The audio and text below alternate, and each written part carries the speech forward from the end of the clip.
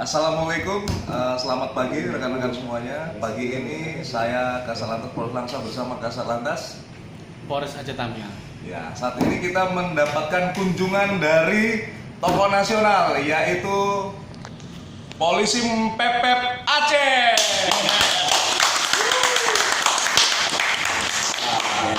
Gimana Pak? Langsung aja. Ya. Kami dari Polda Aceh turun ke Langsa untuk melakukan validasi data Laka Lantas antara Polri dan Jasara Harja sehingga sinkron datanya, sinkron jiwanya, dan selalu bisa bekerja sama antara Jasara Harja dan Polri. Jangan lupa buka dan follow Instagram Satlantas Polres Langsa.